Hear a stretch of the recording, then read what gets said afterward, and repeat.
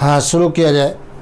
10th में क्या चल रहा था, लाइफ प्रोसेस में एक्सक्रीशन के बारे में हम बात कर रहे थे। एक्सक्रीशन के बारे में बात कर रहे थे। एक्सक्रीशन होता क्या है, मैंने बताया था। बॉडी के अंदर मेटाबॉलिक रिएक्शंस होती हैं और उन मेटाबॉलिक रिएक्शंस के द्वारा जो टॉक्सिक सब्सटेंस बनते हैं उनको बॉडी से बाहर निकालना क्या कहलाता है, एक्सक्रीशन कहलाता है। टॉक्सिक सब्सटेंस के नेचर के आधार पर एनिमल कई टाइप के होते हैं। एक कौन से होते हैं, अमोनोटिलिक होते हैं। इसके अंतर्गत वो एनिमल आते हैं जो अमोनिया का एक्सक्रीशन करते हैं, उन्हें अमोनोटिलिक कहते हैं। और जितने भी टॉक्सिक सब्सटेंस होते हैं, सबसे ज़्यादा टॉक्सिक सब्सटेंस अमोनिया होता है और अमोनिया के एक्सक्रीशन के लिए लार्ज अमाउंट में वाटर की रिक्वायरमेंट होती है। इसीलिए एक्यूटिक एनिमल जनरली यूरिया का एक्सक्रीशन करते हैं। दूसरे कौन से होते हैं, यूरियोटिलिक। इसके अंतर्गत वो एनिमल आते हैं जो यूरिया का एक्सक्रीशन करते हैं। यूरिया कम टॉक्सिक होती है और इसके एक्सक्रीशन के लिए कम मात्रा की रिक्वायरमेंट होती है। और इसका एक्सक्रीशन कौन करता है, जैसे मैमल्स करते हैं, एम्फीबियंस करते हैं, अर्थवर्म करता है। नेक्स्ट कौन सा मैंने बताया था, यूरिकोटिलिक। यूरिकोटिलिक के अंतर्गत वो ऑर्गेनिज्म आते हैं जो यूरिक एसिड का एक्सक्रीशन करते हैं। किसका, यूरिक एसिड का एक्सक्रीशन करते हैं, उन्हें क्या कहते हैं, यूरिकोटिलिक। और ये लीस्ट टॉक्सिक होता है और इसके एक्सक्रीशन के लिए लीस्ट अमाउंट में वाटर की रिक्वायरमेंट होती है। और नेक्स्ट एक और होते हैं यूरिकोटिलिक, नहीं ये अमीनिकोटिलिक। अमीनिकोटिलिक में क्या होता है, वो ऑर्गेनिज्म आते हैं जो अमीनो एसिड का एक्सक्रीशन करते हैं, जैसे स्टारफिश। अब आज अगर जो हम किडनी की लॉन्गिट्यूडनल, अच्छा एक बात और तुम्हें बता दें, किडनी कैसी होती है, रेडिश ब्राउन कलर की होती है, बीन शेप्ड होती हैं, पेल्विक रीजन में मिलती है। बैकबोन के इस साइड में एक और एक इस साइड में मिलती हैं, दो होती हैं। लेफ्ट किडनी कुछ ऊपर होती है, राइट किडनी कुछ नीचे होती है। राइट किडनी नीचे क्यों होती है, due to presence of liver. दूसरी बात, अगर जो हम इसके टीएस लॉन्गिट्यूडनल सेक्शन काट करके हम देखें किडनी का, तो लॉन्गिट्यूडनल सेक्शन अगर जो हम काटते हैं किडनी का, ध्यान से देखिए, ये तुमसे पूछा जा सकता है। अगर जो हम किडनी के एलएस काटें, एलएस का मतलब होता है लॉन्गिट्यूडनल सेक्शन। लॉन्गिट्यूडनल सेक्शन अगर जो हम काटते हैं तो किडनी चारों तरफ से एक मेम्ब्रेन के द्वारा सराउंडेड होती है, जिसे क्या कहते हैं, पेरिटोनियम कहते हैं। तो ये मैंने बना दिया, ये है पेरिटोनियम। पेरिटोनियम, ये पेरिटोनियम है जो किडनी के चारों तरफ की कवरिंग होती है। किडनी के अंदर का मटेरियल दो पार्टों में डिवाइड होता है। दो पार्ट कौन कौन से होते हैं, एक तो बाहर का पार्ट होता है और दूसरा अंदर का पार्ट होता है। बाहर के पार्ट को क्या कहते हैं, कार्टेक्स कहते हैं। इस प्रकार से ये बाहर का पार्ट है जिसको क्या कहते हैं, कार्टेक्स कहते हैं। तो याद रखना, आउटर पार्ट क्या कहलाता है, कार्टेक्स कहलाता है। और अंदर का पार्ट क्या कहलाता है, मेडुला कहलाता है। ये मेडुला कहलाता है। तो किडनी के अंदर के पार्ट, किडनी को इनर पोर्शन को दो पार्टों में डिवाइड किया गया है। आउटर पार्ट को कार्टेक्स और इनर पार्ट को मेडुला कहते हैं। अब देखा जाए जो इनर पार्ट होता है, ये छोटे, इसमें कोनिकल स्ट्रक्चर पाई जाती है। इस प्रकार से इन कोनिकल स्ट्रक्चर का आउटर पोर्शन जो होता है ब्रॉड होता है और इनर पोर्शन कैसा होता है, थिन होता है। इस प्रकार से ये स्ट्रक्चर पाई जाती हैं, ये स्ट्रक्चर पाई गई हैं। ये कोनिकल स्ट्रक्चर पाई जाती हैं, ये मेडुला में पाई जाती है, कार्टेक्स में नहीं पाई जाती हैं। ये बात तुम्हें याद रखना है। इनके ब्रॉड पोर्शन किधर होते हैं, कार्टेक्स साइड में, और थिन पोर्शन किधर होते हैं, अंदर साइड में। इनका नाम क्या होता है, इन्हें पिरामिड कहते हैं। ये पिरामिड्स कहलाते हैं। ये क्या कहलाते हैं? पिरामिड्स कहलाते हैं। अब देखा जाए क्या होता है, ये मैंने बना दिया पिरामिड्स। दूसरी बात देखा जाए, कार्टेक्स जो होता है दो पिरामिड के बीच जो गैप होता है उसमें इंटर कर जाता है।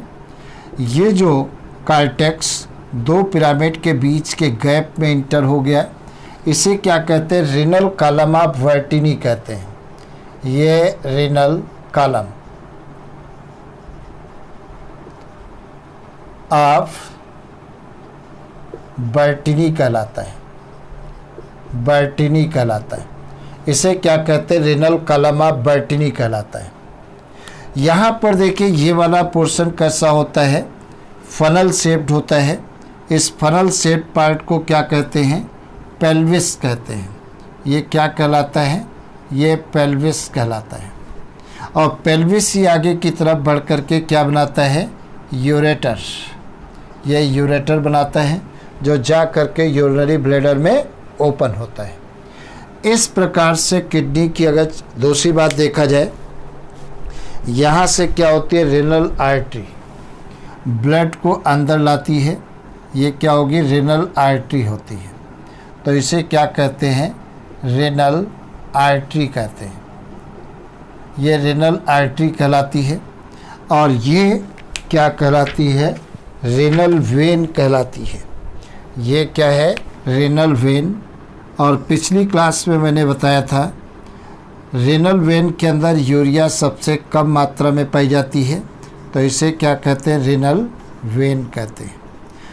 तो इसमें यूरिया की मात्रा सबसे कम होती है। आगे हायर जब क्लासों में जाओगे तब पूछा जाता है कि कौन सी वेन में यूरिया सबसे ज़्यादा होती है और किस वेन में यूरिया सबसे कम होती है। तो रेनल वेन में यूरिया सबसे कम होती है और हिपैटिक वेन में यूरिया सबसे ज़्यादा होती है। ये बात तुमको याद रखना है।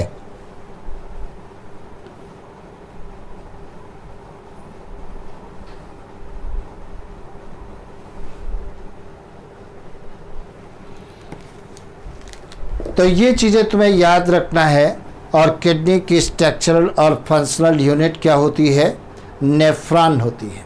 और नेफ्रॉन का ही दूसरा नाम क्या है? यूरिनिफेरस ट्यूब्यूल्स कहते हैं। तो किडनी की स्ट्रक्चरल और फंक्शनल यूनिट क्या होती है? नेफ्रॉन होती है। और नेफ्रॉन का ही दूसरा नाम क्या है? Uriniferous tubules. तो चाहे हम नेफ्रॉन कहें चाहे हम यूरिनिफेरस ट्यूब्यूल्स कहें, दोनों बातें एक होती हैं। आपको इसमें कंफ्यूज होने की ज़रूरत नहीं है। और जितने भी मैमल्स होते हैं उनमें एक्सक्रीटरी ऑर्गन कौन सा होता है? किडनी होता है। कौन सा होता है? किडनी होता है। मैंने तुमको बताया है, जैसे स्पंज को देखें या सिलेंट्रेट को देखें, इनमें बॉडी सरफेस से डिफ्यूजन के द्वारा वेस्ट प्रोडक्ट को बाहर निकाल दिया जाता है। अगर प्लेटीहेल्मिन्थेस को देखते हैं तो इनमें एक्सक्रीटरी ऑर्गन कौन सा होता है? फ्लेम सेल्स होती हैं। आर्थवर्म की बात करें तो आर्थवर्म में एक्सक्रीटरी ऑर्गन कौन सा होता है? किडनी होती है। अगर जो हम कॉकरोच की बात करते हैं, फाइलम आर्थ्रोपोडा में जो कॉकरोच आता है उसमें एक्सक्रीटरी ऑर्गन कौन सा होता है? मैलपीजियन ट्यूब्यूल्स होते हैं। और जितने भी वर्टिब्रेट होते हैं, वर्टिब्रेट का मतलब जिनमें भी ये रीढ़ की हड्डी पाई जाती है, बैकबोन पाई जाती है, उन सब में एक्सक्रीशन किसके द्वारा होता है? आपको ध्यान रखना है, किडनी के द्वारा होता है। तो ह्यूमन में भी एक्सक्रीशन किसके द्वारा होता है? किडनी के द्वारा होता है। ये बातें तुम्हें समझ करके चलना है। तो किडनी को मैंने बताया है लॉन्गिट्यूडनल सेक्शन, ये मैंने काटा है किडनी का। तो किडनी के अंदर का पार्ट दो पार्टों में डिवाइड हो जाता है। बाहर के पार्ट को कार्टेक्स कहते हैं और अंदर के पार्ट को क्या कहेंगे? मेडुला कहते हैं। मेडुला के अंदर बहुत सारी कोनिकल स्ट्रक्चर्स पाई जाती हैं। इन कोनिकल स्ट्रक्चर को क्या कहते हैं? पिरामिड्स कहते हैं। क्या कहते हैं? पिरामिड्स कहते हैं। और दो पिरामिड के बीच में जो गैप होता है, इस गैप में कार्टेक्स आकर के भर जाता है, जैसे क्या कहते हैं? रेनल कॉलम ऑफ बर्टिनी कहते हैं। पिरामिड के पिरामिड के जो ब्रॉड पोर्शन होते हैं बाहर की तरफ होते हैं, और जो थिन पोर्शन होते हैं अंदर की तरफ होते हैं। और जो थिन पोर्शन होते हैं उन्हें पैपली कहते हैं। इसके बाद का पोर्शन फनल शेप्ड होता है जिसे पेल्विस कहते हैं, और पेल्विस ही आगे की तरफ बढ़ करके यूरेटर बनाती है, और यूरेटर जा करके यूरिनरी ब्लैडर में खुलती है। कहाँ पर खुलती है? यूरिनरी ब्लैडर में खुलती है। किडनी के अंदर ही यूरिन बनता है। कैसे बनता है वो हम बताएंगे। किडनी की स्ट्रक्चरल और फंक्शनल यूनिट क्या होती है? नेफ्रॉन, या इसी को क्या कहते हैं? नेफ्रॉन का ही दूसरा नाम क्या है? यूरिनिफेरस ट्यूब्यूल्स कहते हैं।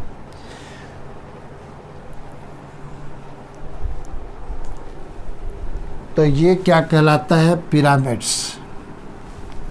ये पिरामिड्स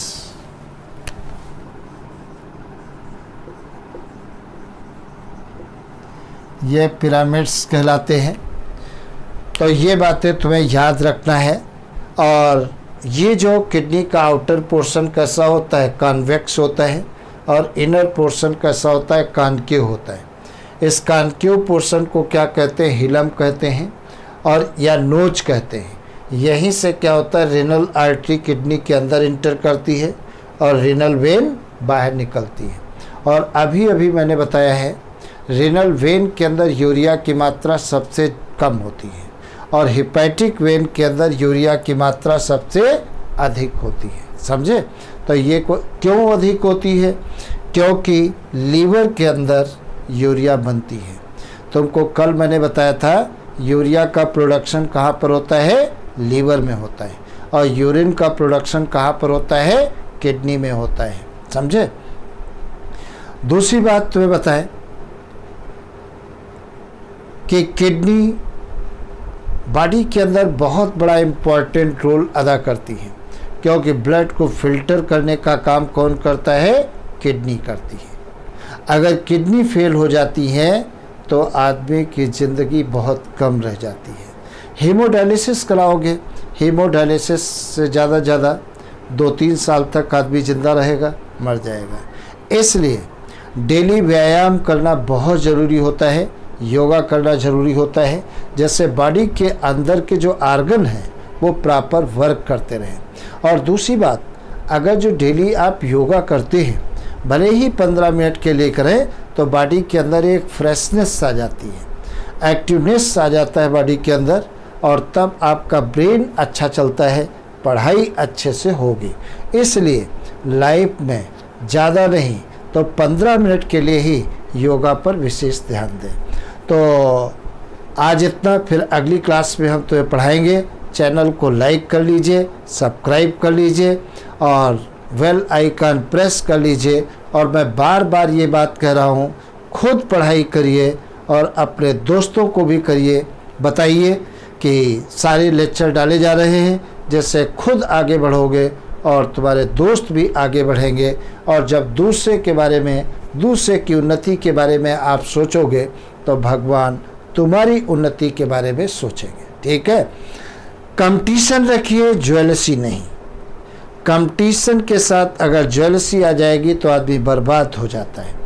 कंपटीशन भयंकर रखिए, लेकिन ज्वेलसी जीरो रखिए। कंपटीशन से आदमी की तैयारियां होती हैं, ज्वेलसी से आदमी की बर्बादी होती है। तो जीवन में कभी भी ज्वेलसी नहीं लानी चाहिए, कंपटीशन रखना चाहिए। कंपटीशन फॉर एग्जाम्पल दिमाग में रखना चाहिए, अगर ये लड़का 1 घंटा पढ़ता है तो हम 2 घंटे पढ़ेंगे। समझे? तो आप आगे बढ़ोगे, ऊंचाइयाँ छोड़ोगे। अगर ज्वेलसी आप रखोगे तो अंदर अंदर जल जाओगे और आगे नहीं बढ़ पाओगे। तो ज्वेलसी कभी नहीं रखना चाहिए, कंपटीशन रखना चाहिए, और एक दूसरे की हेल्प करते हुए, एक दूसरे की प्रॉब्लम को सॉल्व करते हुए कंपटीशन को आगे बढ़ाइए। जैसे खुद बढ़ोगे और अगला भी बढ़ेगा। Best of luck. Okay, channel को सब्सक्राइब कर दीजिए, लाइक कर दीजिए। आज इतना, फिर अगली क्लास में।